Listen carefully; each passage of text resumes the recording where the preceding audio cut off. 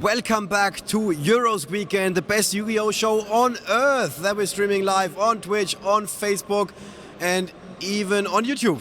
Forgot that for a second.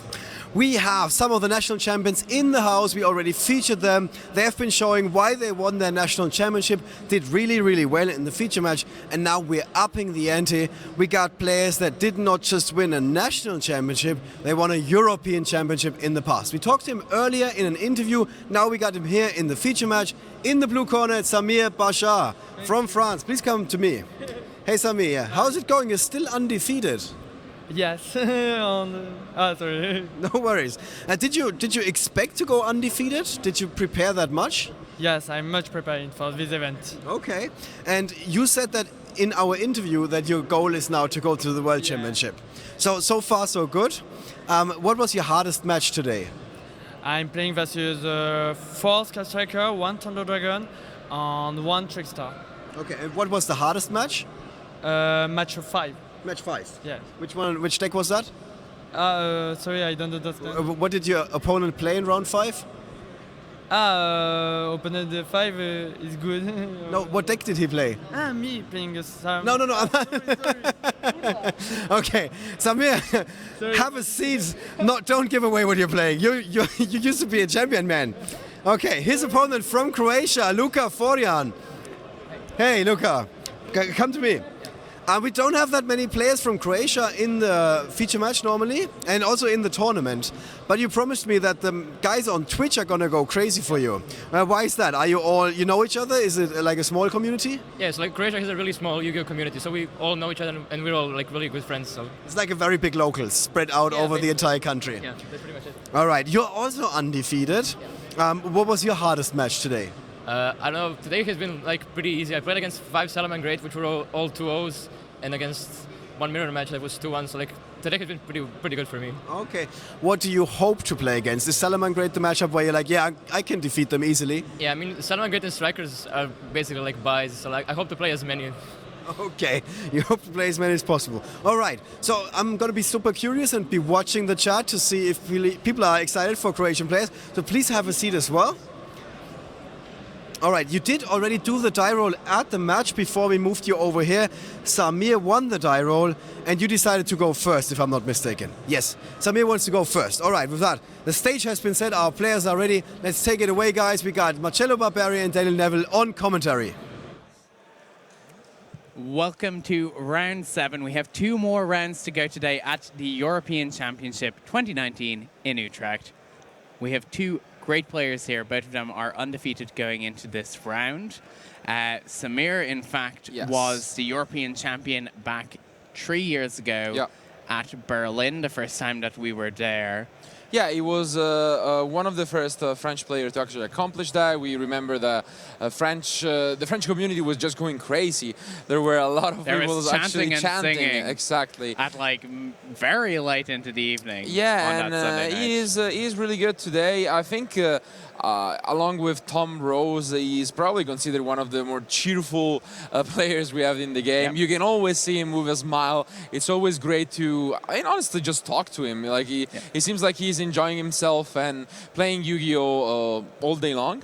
And if there is someone, let's remember that there has never been a 2-time European champion.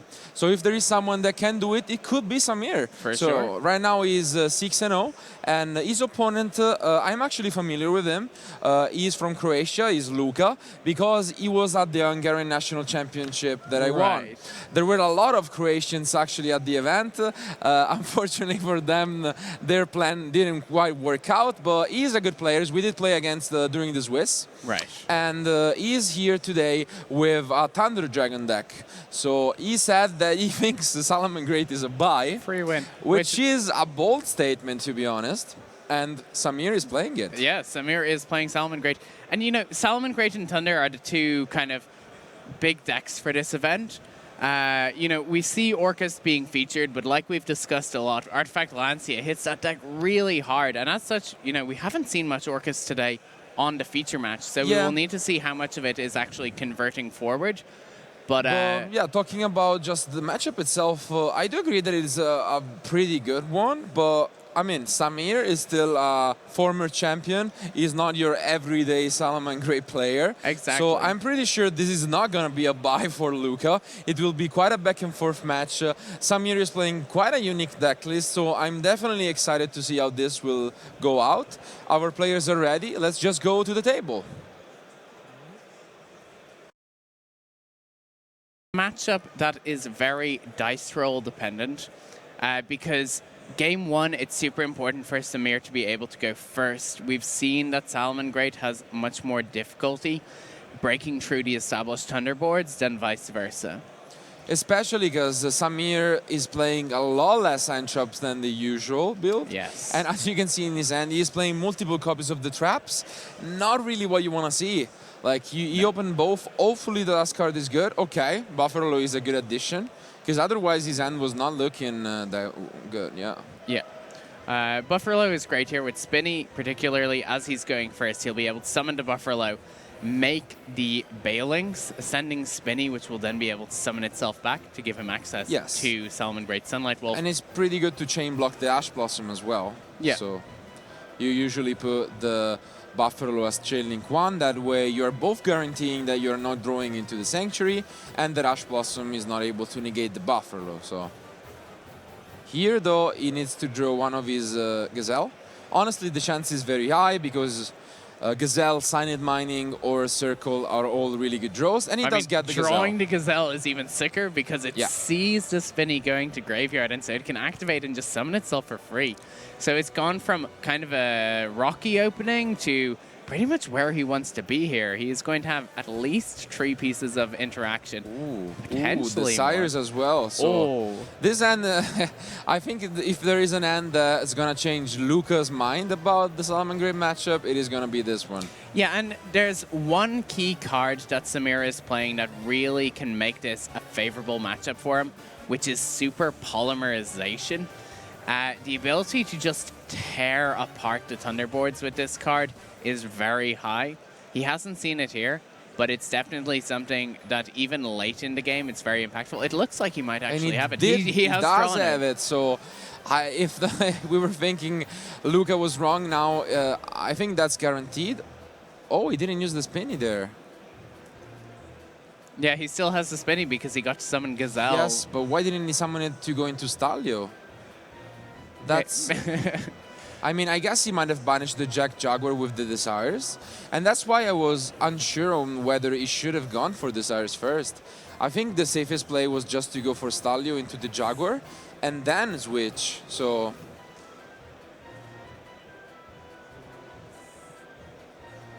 Instead, he decided to go for this line, and I'm very confused now. Like, why wouldn't you just go for Stalio? It seems suboptimal. It's potentially that just under pressure he forgot, but again, he's quite an experienced player. Yeah, no, I think not his first.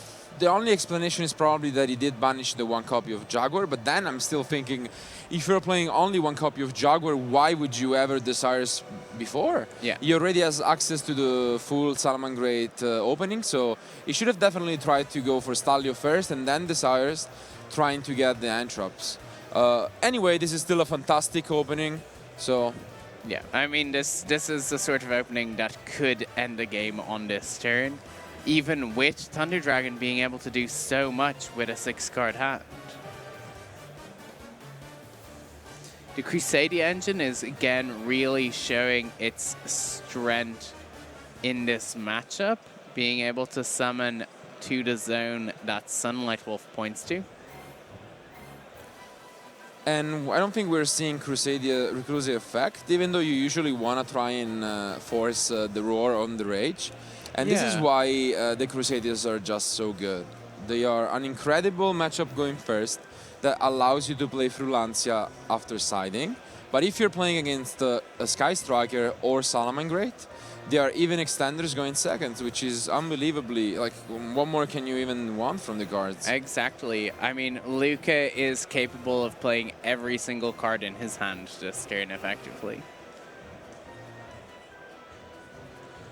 So we are getting told that Jack Jaguar was not hit by Desires. So if we do have Samir for a post-match interview, this might be a question to ask him. Yeah, we should definitely try and see why he didn't go for the Stalio. I'm very curious about it, but now Luka is gonna try his best, but let's remember that there is a super polymerization set for Samir. I think this is a really uphill battle for Luka to push through, and he can push through. He is correct to keep trying to break through the board, but he does not know a lot of these sets. There's a lot of very live cards in play. The Nightmare Phoenix comes down. He's going to discard to target and destroy. This will most likely be negated. Alternatively, negating denies the card draw from the Phoenix, which is perhaps relevant. The Eclipse Wyvern will still get to banish, grabbing a Chaos Dragon Legionnaire, which, again, Legionnaire has been overperforming so much. When it was released in Soul Fusion way back in autumn of last year, Yeah, pretty much. it was, you know, it was a popular secret rare, but it was by no means the No, I think chase kind of secret. underestimated because people thought Chaos Dragons were done, honestly. Like, the last time they were relevant, it was back in, I think, 2011 or something like that, maybe 2012. It was where Wind-Ups, Insector, and Chaos Dragons were relevant. Yeah. But not as much lately. So people thought Legionnaire, sure, a good card if released maybe a couple years ago. But the Thunder Dragon deck is proving that Chaos Dragons are still so amazing. So and now we are gonna see some dangers because Samir had the option to actually open with a Beast Dweller. He didn't, which I think is not the obvious choice. But walking into a blind match, you don't always want to end up with Dweller, even though Dweller is good against pretty much all of the format right now. It's kind of weird though, because I feel like your opponent has basically told you what deck they're playing in the interview. Like if somebody goes and they say, hey look, I have this amazing Salamangreat matchup, the only deck I'm thinking of in this format is Thunder Dragon. Yeah. And now Rage is flipped. Is gonna be even more for Samir, and we do know that the Super Poly is there. Okay. Sure. Luka, you should change your mind. Like, don't do those bold statements. Game 1 goes to Samir, proving that Salamangreat is not at all a buy, and that this match is actually looking very good to him. So let's discuss Pot of Desires very briefly, because it's a card you played in National Season, and it is a card, right? Which one? Desires. Yes. Yeah, and we see Samir playing it here, but it's not the most common card in the format at the moment. How do you feel about it? Obviously, I think, yeah, it is overall an high risk, high reward kind of card, regardless to how you see it. But there are some hands where it just makes so much sense, and I think it did in Samir's opening, even though, weirdly enough, he decided to go for Desires before his Salamangreat play. You usually want to do the other thing around, but yeah, you usually want to pull your one-of cards from your deck and then resolve the Desires after that. Absolutely. But it definitely, against these high-power matchups like Thunder Dragon, where every single card counts so much on the field and less in the deck, you know, I'm willing to swap 10 cards of Grind Game for an extra piece of interaction in that moment. it is exactly what's going on at the moment, because if it wasn't for Thunder Dragon, honestly, Salamangreat had a pretty much fair matchup against the old board, but it needs to do unfair things. It needs to do stuff like Artifact Sanctum or multiple trap cards, and that's why Samir decided to main both Buffalo Desires and multiple trap cards. Yeah. And in his side deck, he does play the Sanctums. Not a surprise at all. Like, those have been a staple for every Salamangreat we have on Future today. And next to them, he doesn't have anything special going on, I would say, but he does play some spooky cards, we can say. Yeah, so he is playing Ghost Sister and Spooky Dogwood, which is a card that we've not seen yet this weekend. Obviously, he's not going to bring it in this game, considering there are still 30 minutes remaining on the round. But if he has to go second against Thunder Dragon in Game 3, then he will be able to play it just to kind of lock in life points during the end of match procedures. Absolutely, but now Luka shouldn't really be signing in much, I would say, unless he's bold enough to go second. Lucas should be highly favored in this game unless Samir is able to draw a super polymerization. Samir, though, draws the wrong artifact card, but luckily for him, he has the Phantasme, which will allow him to actually put the artifact side back into his deck. Also, something cute, I'd say, to mention is that if you resolve a Sanctum and you're playing Salamangreat, it's usually enough to win you the game, but there are actually some situations where it is more of a grind game, and then you get to Stalio back the side to your end, set it back, and then rage it, so every turn you potentially have an artifact side going on. Which is pretty good. You know, It is pretty good. Vanity's Emptiness is a good card, and when you can do it in a one-sided manner, It's not even bad. better. Yeah. We see Thunder Dragon falling to the graveyard. Yeah, it is a very good hand, honestly. When you have Wyvern plus... 2 monsters. Yeah, it is always the best opening for the deck, so very good start here from Luka. And the only card Samir has that's relevant right now is Phantasme. Do you save it for when they have a link plus the 2 guard dragons? You should usually do that, so he's gonna be able to draw 4 cards with the Phantasme, which is actually ridiculous if you think about it. So that's why I think Salamangreat kind of switched the entraps he's playing, just because you have this crazy draw 4 Phantasme. It makes sense that you play entraps that you can actually draw with them. Yeah. So Ghost Ogre we have seen being back at its full potential. For sure. And that's the thing, Impermanence doesn't play very well with Phantasme, despite the fact that it is quite good in this format. Yeah, same for like Gamma and No Material, so... Yeah. I feel like NAWCQ, we saw so much... okay, here's where the Phantasme should be coming down, right? Absolutely, Yeah. And Samir it sees is the coming line. down. So he'll get to draw 4 cards and then return any 3 cards from his hand to his deck. So the sight is going back. Okay, He it does gets an get Ash you. Blossom and a Lancia. So you can see how impactful the Phantasme is gonna be in this situation, shuffling back 2 of the useless cards, being an artifact side and a sanctuary. So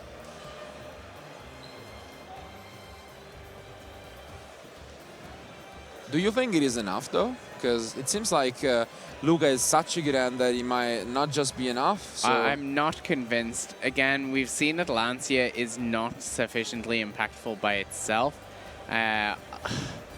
Like, you can Ash Blossom Elfie, I guess, but, you know, Lucas still just has so much potential on his board. absolutely, this is such an incredible opening. Here comes the Triple Burst Dragon, a good old friend of the Guard Dragon monsters. Do you just And- Lancia here to avoid... I mean, you probably wait for the Brotor just so that you force him to get the Levianeer. Yeah. Otherwise, maybe he could be searching for like a Phantasme or a Diabolos if he plays that. But For sure. afterwards, we're probably gonna see it soon. Like Samir decides not to Ash here.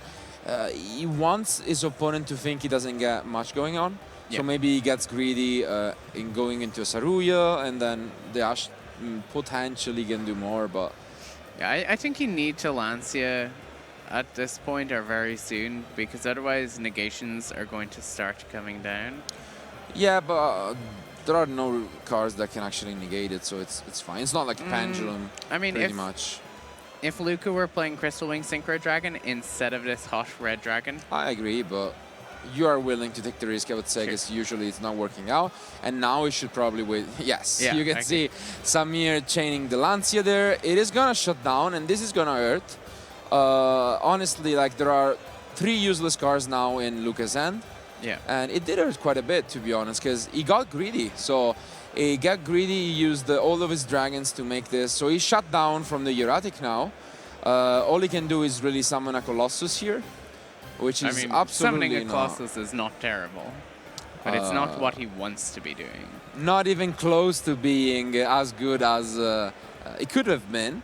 And it might pay off here for Samir. Yeah. Honestly, the rest of his hand looks fantastic at the moment. Looks like great. with the Buffalo and exception of Gazelle, those. yeah. Yeah, I mean, this hand... Wow, and should be Spini is strong. picked up.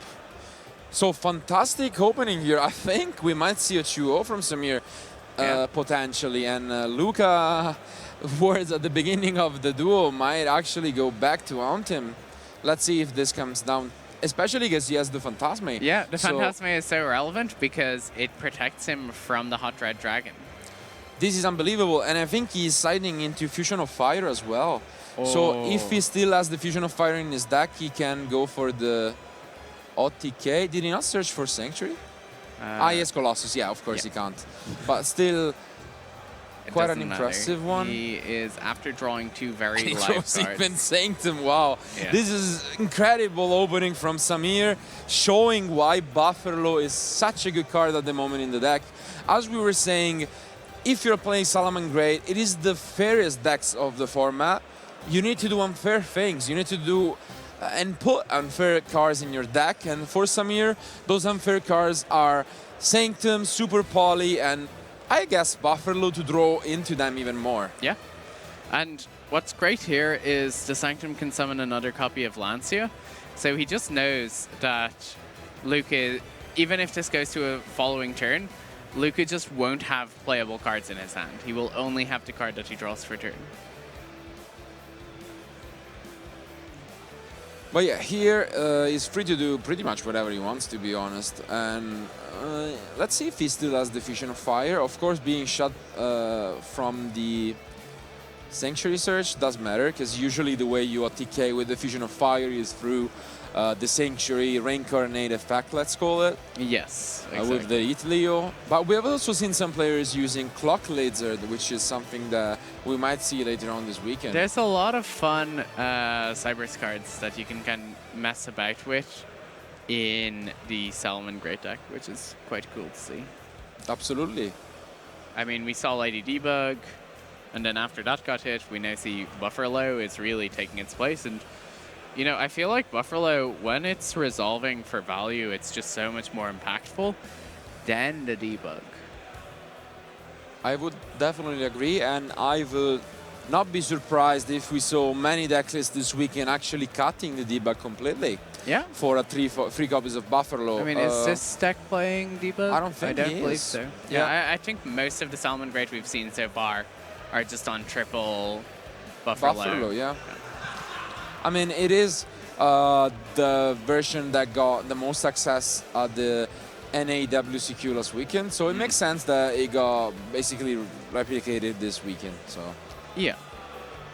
And in these kind of more budget decks, we do see changes like this a lot more quickly because, you know, a lot of these players will already have their playset of Buffaloes, so it's just a case of saying swapping the card out. I mean, yeah, it is definitely not one of those cards that you don't have easy access to. So Yeah, unlike Chaos Emperor, King of Armageddon, which is one of those cards that most players don't have easy access to. We've seen a lot of on the stream so far this weekend. surprisingly, and I mean, after this event, it will be not easily, but at least gonna be easier to access it because the top 32 is gonna get a copy, I believe. So Yeah, and I think top 4 get 2 copies each. yeah, so a bunch of Emperor Dragons going around in Utrecht. So Yeah, lots of Thunder Dragons to be seen in Ghent, you know? possibly. So the Stalio puts Red Abyss in check, and now what do you think he wants to go from here? Like, how does he deal with the board still? So what rank force is he playing at? Or Link force is he playing at the moment? Link Force, I think he's playing Topologic Bomber. Is that possible? It looks like it is. Yeah, that seems to be a Topologic Bomber Yeah. Dragon.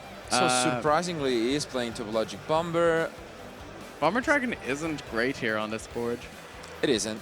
But it's just something that we have not seen at all in the Salamangreat deck. Yeah. It does work well with a few of the interactions, but not something popular. We see Gazelle being returned to the hand. Again, it is a case that the Sanctum in his hand is going to be able to prevent Luka from establishing anything extra on the following turn. So even though Samir might not be able to find much damage or pressure on this board here, he will still be very much in control of the game. Because as you were saying, there are very few cards that can play around the Sanctum, and Legionnaire is the best one by far. And Luka has 2 copies at the moment, so this game is far from over from Luka. I still think Samir could have gone for a different line, where he actually bounced the Colossus instead and pushed more damage, because he could have easily attacked over the Red Abyss. Yeah. So I think we see a Thunder Dragon Hawk being picked up here. Which is not a good one, but... No. Ooh, and yeah, we're right. He gets the Lancia here, so... And then he's going to negate and destroy the Skull Dread Saryuja's activation. Nice, because it has a mandatory effect. Very well played here by Samir. And then showing Lancia. Yeah, I mean, this is like high-level plays here. Excellent sequencing. Absolutely. If you're watching and are confused, as Daniel was pointing out, Samir purposely summoned the Lancia in front of Saruya to trigger it and then destroy it with the Roar. Then he tributed the Lancia, and now the Dragonhawk actually doesn't look that bad, to be fair. He can get a second Colossus on board, which is pretty much the only play he has available at this point. So, I mean, he either gets the second Colossus or he just summons a Thunder Dragon monster and passes. So I think we go for the second Colossus in this situation. Absolutely. Summoning just normal Thunder Dragon because he doesn't have any other options, which is a pity because any other Thunder Dragon monster would be able to at least generate an additional card extra. At the same time, Colossus is really good against Salamangreat. Like we saw last turn, Samir wasn't able to find a way over them. So maybe just sitting on double Colossus is enough to start playing pressure. Yeah, it isn't the end of the world, but again, I really want to highlight how good the play from Samir was. He knew that Lancia was better than the site, and he knew that if he Lancias, he cannot banish his Banelings to protect the Sunlight Wolf. Yeah. So all Luka needed to do was attack over the Sunlight Wolf, and then the trap would have been completely useless. But he took the best advantage of the situation, and is looking like he could actually get a chance here. Yeah, and I mean, Skull Dread Saryuja was clearly the most high-value card on Luka's field at that moment in time as well. So there was a lot of value to being able to clear it from the board. So now, let's see. Okay. That's a nice pickup. I was thinking Super Poly would have been just so insane here, but he doesn't really need to pick up something. He has a pretty good setup for this.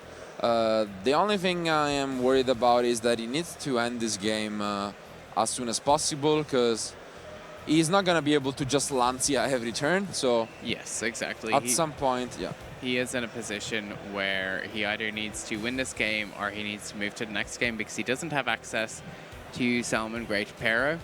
So he will have to deal damage to decide the game if he goes to a game tree. We see Salamangreat Gazelle coming down, as usual.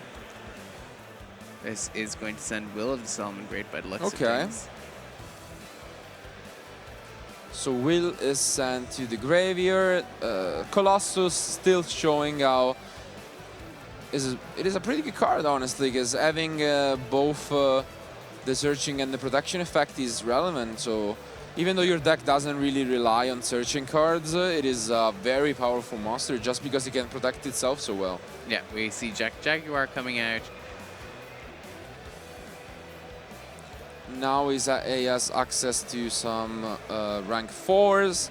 Does he play Baguska? He hardly has space for Baguska. He's already playing Violet Chimera and Starving Venom Fusion Dragon. I would be very surprised if he did, and it seems like he's only rank 4. Summon Sunlight Wolf, gonna summon another Sunlight Wolf. Sunlight Wolf effect is going to add Will of the Salamangreat back. So now, Will of the Salamangreat, something we have not seen in every Salamangreat this weekend. Something that isn't really that popular, but a pretty powerful tool. And I am kind of surprised that he's playing it in such a, I would say, risky Salamangreat build with like Desires and Buffalo. I don't think it is a card that you want to see like in every matchup. It is something that I would expect in I like pretty much standard Salaman. But Yeah. I mean, here it is allowing him to summon a lot of monsters. absolutely. Similar to the old card Soul Charge that players might be familiar with. And this could potentially give him the ability to start really putting pressure on the board. He will also get an Ash Blossom back to hand, which is nice, but he knows that Luka has the double Chaos Dragon Levianeer in hand. If he can't find an answer this turn, then he will be and in he goes for the update jammer, so he's playing both. So even though you say he doesn't have much space, he does have space in his opinion for the transcode update jammer combo, which is absolutely unique, I would say, to the deck. It is not something that we have seen in a lot of Salamangreat players' deck lists, but it is a very easy way to just push a ton of damage. For sure. And, you know, Transcode Talker is kind of the younger brother to Decode Talker. Decode Talker saw so much play in the early parts of the formats where we had Link monsters. But Transcode Talker, when he shows up, he does a lot of work. And especially when being mixed with this update jammer. Samir seems like he is really trying to amass a very impactful board. Yeah. Okay, so he gets back the spinny, and now he's gonna still try and push a little bit more damage. Let's see if he is able to. I'm not really sure where he's trying to go with this, but... And it does seem like something didn't go according to plan, because it doesn't look like he is that happy about his plays. I mean, he potentially has the problem that one of the Colossuses is after gaining attack points from Saryuja. Yeah, because I don't think he's playing border load. That's the thing. Because if he, I'm not sure, but like I don't think he is. Yeah, this is bomber. Like imagine if this was border load. Like if you could summon a border load attacking twice and stealing both the Colossus, like that could have been absolutely insane. Yeah, for to say sure. the least. And now it is not as impressive. Just A lot less impressive. Yeah, it's surprising to see no Borreload because it's been such a staple card of these decks. There will be able to be a lot of damage coming down from this Topologic Bomber Dragon though, Yeah. because it has a very strong effect. First of all, he is boosted by the transcode. Yeah. By 500, I believe. And Yeah, then exactly. it will be able to use its effect when attacking a monster. Yeah, exactly. It'll deal damage equal to the original attack of the Colossus Yes. each time it attacks it. Which is 2600, and So effectively it just attacks for its full damage twice into the Colossus. pretty much, which is still quite impressive. Not So that's as- 3-5 off each attack. That's 7,000 damage plus the damage from Transcode Talker. It could be a lot, actually. So, because it's Going to be 900 close. Yeah, 900 each, right? So Yeah. it is still gonna be quite a big push, and unfortunately, since he didn't have that many Thunders in his graveyard, then he's not gonna be able to do much. And you can see Luka, who was so confident walking into this match and realizing that his opponent was playing Salamangreat. He has never seen this from Salamangreat. Like, who would expect a I mean, I've transcode never plus seen bomber? this from Yeah. Salamangreat. I definitely agree, but as we were saying, Samir is not your usual Salamangreat player. Yeah. And But yeah, I mean, clearly here, being able to deal damage with the Bomber Dragon, putting in a lot of work. We see Omni Dragon Broocher coming back. Definitely a card that has been performing incredibly well. and now he summons it in front of Bomber so that it is gonna trigger and destroy all of Samir's other monsters, or at least try. Are you surprised at all that he didn't try to protect the one Colossus, banishing the other ones? I think it doesn't matter much, but it was just one of his options. It does seem surprising because I don't believe he has any Colossuses left. So even though he has a lot of cards, he is running out of options here. The Chaos Dragon Legionnaires are definitely going to become relevant though. Again, even if you're just summoning them as Blue Eyes White Dragons, quite strong in the format. It's going to discard a card. Wasn't this in the damage step though? I'm pretty sure, yeah. Yeah. It was in the damage step, so he cannot Ash. Samir apologizes for it, and now everything is gonna get blown up outside of Spinny, I believe, since he's gonna banish it. The trans code, I believe, had a second like protection effect, but it's probably not relevant in this spot. Yeah, it is just from your opponent card effects, so Can't be targeted. does not protect you from your own. And now it is looking like it could be Luka's game once more, because the Rage doesn't do all too much, so it is still an open one. Yeah, the Rage is not the best card that Samir can have here.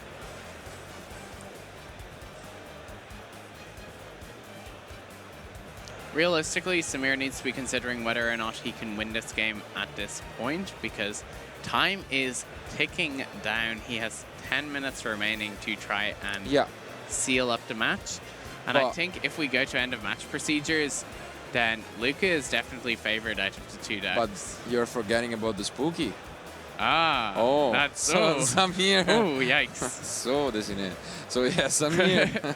Samir does side 3 copies of Ghost, Sisters, and Spooky, which is one of the best cards when you're going into timeout. So I don't think he is that bothered by this game taking that long. I mean, we have not seen a single player play around the powerful Ghost Sister and Spooky Dogwood this event so far. And I would be surprised if that changed this round. We see the Salamangreat Rage coming down, trading for the Legionnaire, but Luka still has so many cards in his hand, and Samir is sitting only on an Ash Blossom and Joyous Spring that is not going to be doing anything here. Luka is checking his extra deck and sees that he has very few options remaining. Wait, so Salamangreat Rage, we are getting clarification here. Yeah, because it says that it needs to send the card to the graveyard, I believe. You cannot use it on a spin that it's gonna get banished. I think this is what happened. That would be correct. So we're quickly looking away to just check the side decks, to be honest. So we did miss what happened, but the first effect, since you don't have a link, says that you need to send the card to the graveyard, I believe. Does it? Yeah, so it sends for cost, which means that you won't be able to send a Spinny here. So you cannot send a Spinny because it will get banished. So Samir is not able to use it, and this makes his position even worse. I guess he will get a warning for this, but it doesn't seem like it is gonna be game-changing. One brave Spinny versus a Legionnaire. So we are waiting on clarification here. So okay, so we are back with us for a moment. Just the judges want to clarify what happened. Of course, in this sort of scenario, you're gonna get a warning for illegal activation. Procedural error minor. Yeah, they're gonna check probably if Samir had previous warnings. Hopefully not, because it will cost him a game lost. And we don't really want to see that happening. At the same time, it wouldn't be like the worst game lost, because that game is pretty much over anyway. Exactly. By the looks of it, Luka is going to be able to establish a big enough board that he either finds game this turn or will be finding games shortly afterwards. At the same time, you really need to be careful at these large events. The days are long and mistakes are made, but you need to make sure that you can mitigate those, because they can cost you. Yeah, at the same time, I really hope that he didn't get a warning with the Ash in damage step last turn. It didn't seem like it did because the thing was catch up very quickly, but potentially he might have got a warning for the Ash, which now could get upgraded to a game lost. In that case, we were still gonna see a game 3 because let's remember Samir was up 1-0. Yeah, we still have 10 minutes remaining on the round thereabouts. So there is still plenty of time for these guys to decide the match. Again, procedural errors happen, and the judges will make sure to handle this in the most appropriate way. Absolutely. Salamangreat versus Thunder Dragon. I mean, definitely going into this match, I was of the opinion that Thunder Dragon was very favored. I do think that it, in general, performs better in this matchup, but Samir has been playing incredibly well and has really been able to kind of, you know, he has been forcing Luka to have every out possible. And even then, Luka is struggling to kind of find a foothold on the board. Yes, and we gotta say that the reason why Samir had a big edge in game 1, and actually I think there was a moment where he could have actually even won game 2, is due to the nature of Samir's deck. It is not the usual Salamangreat deck list, and he is not the average player. So both of these things contribute to this. And Luka said that he didn't drop a single game to Salamangreat for today. He played 5, which is quite impressive. So it's a lot of Salamangreat. I know it's the most represented deck here, but again, like talking to people who've been playing, a lot of them will play like just a lot of different groups decks, of different especially decks. for day 1. Like there are, as we said, 1,900 players at this event, so there are a lot of different decks. Like the first, I think it was roughly 400, so there are still 1,500 non-Salamangreat decks. Exactly, and it's such a diverse field. Even decks like Thunder Dragon, which are very represented, we're only seeing about 200 copies out of 1,800 players, and that's really crazy because the meta is just so diverse. It is, and as we were saying, it does make sense to play either of the decks.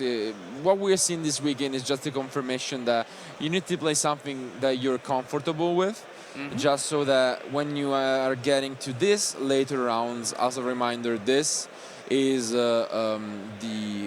this we're gonna have round 7 and then round 8 for today, but we're getting kind of late into the event. It's 7 p.m. for local time at the moment, and it's just turned 8. Oh wow! So I'm missing even 1 hour. I mean, I guess my clock's on Irish time. So, I guess you are the one still stuck in your island. But I mean, it's actually 8, away. So it's kind of far away. But like it's 8 p.m. right now, and it is pretty much dinner time. It's getting to players are getting tired. Play is going to start getting sloppy at this point in the day. So you need to be playing something that you don't need to think too much about, not because it's very easy to play, but because you have played the deck so much that you don't need to think about every single play. So exactly. There's an idea called heuristics in card games, which is they are the plays which you do kind of automatically. So like ideas like searching before you draw, or well, drawing before you search, because generally you want to draw first and then you search with the information of what you have drawn. Now, Pot of Desires is a card which messes that up, because generally you want to Desires last because you search the cards you don't want to lose there. But there's a lot of kind of shortcuts that players will have, and like you're saying, if you're familiar with the deck, you've learned all of the shortcuts, and you often get to the point where you're kind of like a robot and you're just like, summon Gazelle, send... And you kind of you don't need to think as much. I think that's one of the biggest keys, because like honestly, from my experience as well, with the new time rule, to be fair, events have been like ending a lot sooner. But like I was used to playing in European Championship where we had 1 a.m.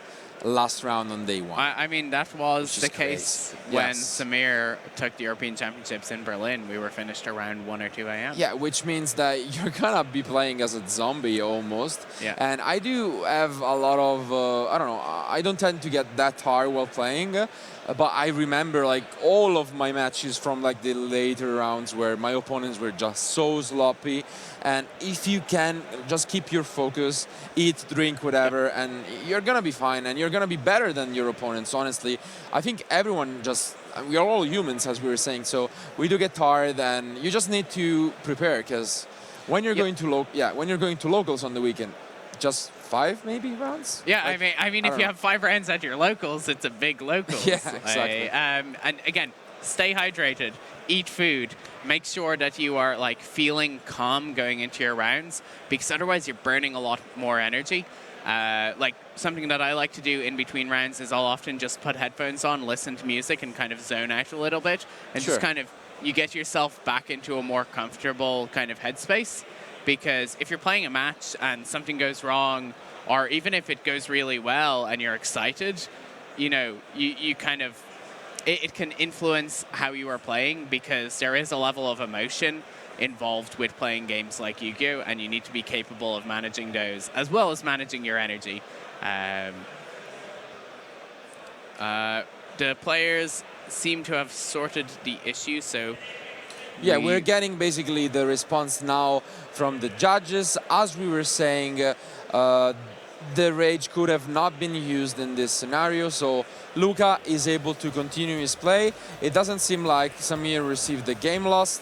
It was only his first penalty for the event, so he got a warning. He has to be careful continuing. It does make sense, to be honest. Like, you shouldn't get a game loss for something like this if it is the first time that it happened at the event. So yeah, as it is here, there's 8 minutes remaining on the round. I'm getting close to the point where I would be considering just conceding the game and going to the next round. Like you said, though, Samir does have the Ghost Sister and Spooky Dogwood, so he can actually play in a way to force Luka to cost himself the match by just dragging out this game a little bit longer and then letting Luka go first and hoping to have this Spooky Dogwood. But I think Samir can still just go first and hope to draw the Dogwood anyway. yeah, We see Danger's doing Danger thing. it is not gonna be. It's definitely an issue, but at the same time, to be fair, a draw isn't the end of the world at the moment. Like, both players are undefeated, so they will still be undefeated walking into last round. And when you have top 64, usually you should like, no, you shouldn't try to go, but like the ending safest, I would say, score is probably 8 wins, 2 losses, and 1 draw. Yeah. Usually it should be enough to guarantee the top cut. Yeah. And that means that a draw here wouldn't be the end of the world. Like, you obviously rather win, but Yeah, there's less pressure, and if you think it's an unfavorable matchup, then aiming to not lose the match is better than trying to take a small chance to win the match, right? It's like, if I have a 45% chance to be able to draw the match here versus a you know, a 20% chance to win the match if I go first in game 3, then you're generally going to take the draw in this position. absolutely, like it's usually, as I was saying, so for some events, like most YCSs, having more than 2 losses is not enough to top, but for the top 64 events, it is. So it changes a lot, the dynamic of. And top 64 at the European Championships is so much more difficult than a YCS. It's arguable, I would say. You think so? It depends on the YCS sides, honestly. I think there were YCSs where getting to the top 32 was actually harder. I think there are some YCSs where you need to, like, not even going like 9 and 2 is guaranteed, which is quite ridiculous, I think. Yeah, I think London had that, where there were players who were on 2 losses who didn't make top cut. Yeah. Which is pretty crazy. But as you were saying, usually European Championship is the most competitive event of the year, so it is also kind of the most difficult one. But just because it is top 64, I don't consider it as difficult to top.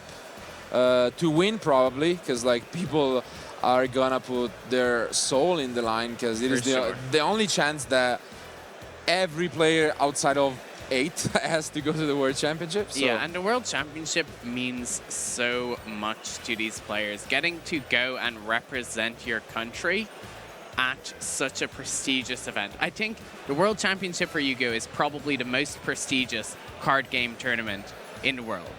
It is by far, and I think I mean, it isn't the like not everyone agrees on like the importance of it compared to some wins. I know that one of the NAWCQ actually participants, so one of the top fours, Wei, is actually had the message where on Facebook where he was saying he almost wished that he was topping some YCSs instead of going to the World Championship, which to me just sounds crazy, because I'm pretty sure I would actually swap one of my wins for just the chance of going back to the World Championship for how much I think that event is cool. So yeah, I mean, it's such a special event. We see the players packing up. We are going into a game 3 with 4 minutes remaining on the clock. If we see a Ghost Sister and Spooky Dogwood deciding this match, that would be crazy. We have such a big crowd, and I'm pretty sure that's something that would really get them a little bit excited. There is an insane crowd here, of course. We got some extra time to do the judge call, and now Samir is gonna be able to actually decide this game. We saw last weekend at the NAWCQ emergency provision actually deciding a game, and now we could see the Ghost Sisters and Spooky Dogwood actually deciding it. I'm excited to see if this will happen. Definitely you can see Luka sweating. I wanna talk to him after the match, whether he loses or wins, just to say, do you still think the Salamangreat is a bye? He was maybe bold and yeah, I mean, he worked for win this game. Like, oh yeah, it could have easily slipped away from him, and especially considering, like you said, he came in saying 2-0 all of the Salamangreat. I want to play against easy peasy. He got put in check, I think. Yeah, Samir is teaching him a lesson, and even if Samir ends up losing the match, I think he taught the young boy a big lesson. Yes. I think. And he's really representing France very well. And like we've said, for people who are just joining us later in the day, France has had amazing representation at this event. It has gone from one of the smaller nations to being the second most represented, just after Germany, which obviously has a lot of players traveling from it. The players are getting ready. So, do you think Samir is going to choose first or second? That's what I was about to ask you. It is quite close. At the same time, I think you can afford to choose first, just because I think Ghost Sister is pretty similar to Rainbow Life in the way that if you draw it, you're not going to lose the game. Like, yeah, exactly. It's just like, I mean, you can summon a bunch of monsters, you can attack me, but if I have even just like a spinny in defense position. So it does make sense to start. He does draw it. Oh, well. This is going to be insane. Oh my. The crowd are trying to give it away. The crowd is trying to give it away, but he does open it. And even though the rest of his hand is very bad, that's all he needs. Because he does have the Super Poly on top of it. This is an opening that's as good as it gets. The Super Poly plus the Ghost Sister means you're guaranteed not taking damage on the turn. Yeah, I mean, even just the Ghost Sister is all you need, to be fair. Like, yeah. It's usually enough to guarantee that you're not taking damage, just as I was saying, as a Rainbow Life would be. And wow, I'm speechless, honestly. Like, the Super Poly is the cherry on top, and so the timer has paused, so the judges can input the hand data. Yes. But yeah, there is 2 minutes left. Luka is pointing at his hand, kind of gesturing where a watch would be to the crowd, saying, we might be a little bit stuck here. He is expecting a draw, but will he play around the Ghost Sister and Spooky Dogwood? Okay, so now we are going to see a Jack Jaguar. Unfortunately, the Sanctuary is drawn, but I don't think Samir minds it. I mean, he's going to go Balinx. Balinx, make it look like he does not have much, and he is just trying to hold on. He's going to put the Balinx back, summon the Jaguar. Just doing whatever he needs to do. He's gonna pass, and I think here he only loses to Denko, maybe? I think that's the only card he could lose to, and... Yeah, I mean, Denko would be decent here, but I still don't think it does anything. He's activating Nessie. Are we going to see Ghost Sister coming down now?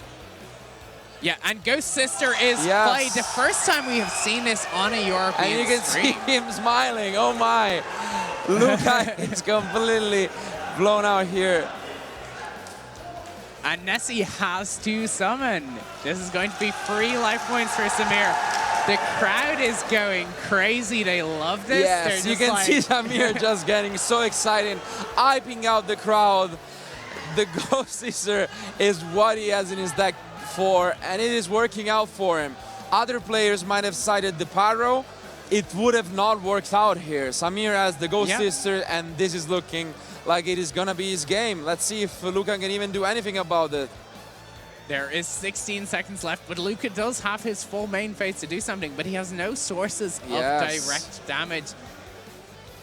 Luka, this is not a buy and shake. Whoa! You can see him shaking his head. Unbelievable reaction for the crowd. What a game. Samir takes it 2-1, moving with a 7-0 record. Absolutely insane. We were looking at the deck list at the start of the round, and we see it's written in French, so we were like, is this Ghost Ogre and Snow Rabbit? Is this Ghost Reaper and Winter Cherries? And then we're like, Ghost Sister and Dogwood? We've not seen this at all. And it's just amazing that it came in clutch, and it decided the match. So let's quickly go back to us. Wow. Absolutely insane. Like, you cannot write better than this. Player approaches the table and he says, hey, look, I've got this excellent matchup against Salamangreat. I've not dropped a game. Yes. And it all just goes wrong. He struggles. Even the game he wins, he has to fight for every little bit. And he played it really well. He played as well as he could. You can't play around the Ghost Sister and Spooky Dogwood. You really can't, but again, such a bold move, such a bold statement at the beginning of the match saying, oh, I've played 5 Salamangreat. This is so easy. I show them all. Well, Luke, I'm sorry for you. You need to be a little more humble in this case. You're still on a great record, but Samir just showed you the difference between an average Salamangreat player and one that's thinking outside of the box. No one we have seen playing the Ghost Sisters, and it really showed what it is to unique in his deck. And this is really unfortunate because in the more kind of classic builds of Thunder Dragon, you had Aloof Lupine and Batteryman Solar, which could have just been summoned in this scenario and attacked into the Salamangreat Balinks. But because the deck was trying to do so much, in this scenario, there was no play around to the Ghost Sister.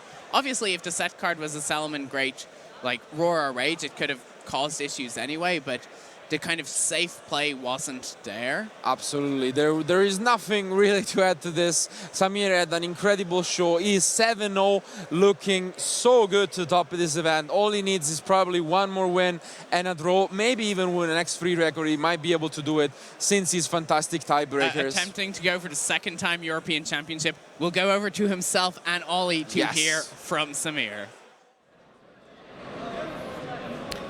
Welcome back to the main event stage, and we actually had to fight to make sure that Samir stays here because some of his friends wanted to catch him and drag him off the stage because what an amazing match we have seen.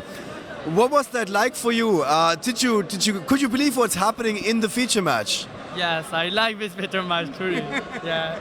Your opponent said he has a fantastic matchup against Salamangreat. You almost gave away what you're playing.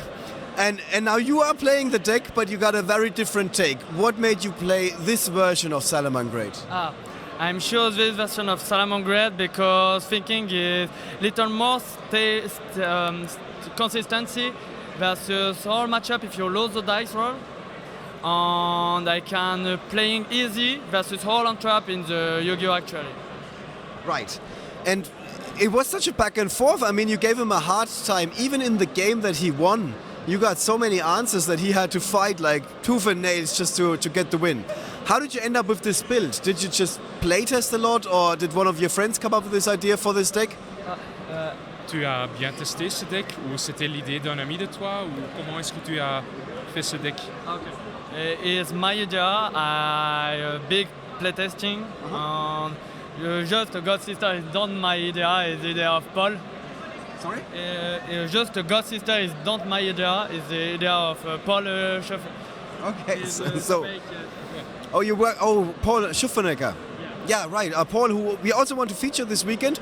He's still doing too well. He's not on the bubble. That's why we didn't feature him yet. He's staying in the tournament.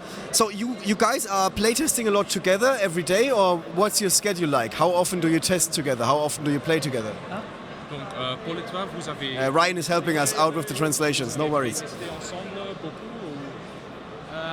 I majority playtesting solo, except for Abdu, one member of my team playtesting together. Yeah. Okay, so it's not like a large group, it's more like a small group of players. Small group for playtesting the little group. Okay. Deck choice. Little group is basically coming up with the deck ideas and then the groups are checking them out. Okay. Thank you so much, Samir. Thank you so much, Ryan, for helping us out here. Guys, that's it for our round. We're going to have one more round. We're going to try and find a bubble match. One person who is, if they win, they're going to be in day 2 or at least in competition for the top 64. If they lose, they either have to win all the remaining matches or they might even be out, depending on their standings and tiebreaks and things like that. We have almost all the matches. I think there's actually movement in the venue. There's a good chance we do have pairings. So see you guys very soon for round number 8 on day number 1 of the main event of